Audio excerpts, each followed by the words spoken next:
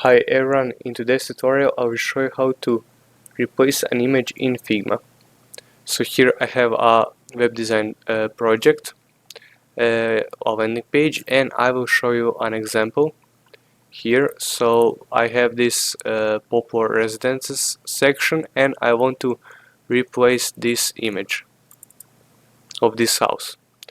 So what I will do is you click on the image, you go under this fill tab and you click on the image, and here you have an option to choose another image, and here I have mine on the desktop.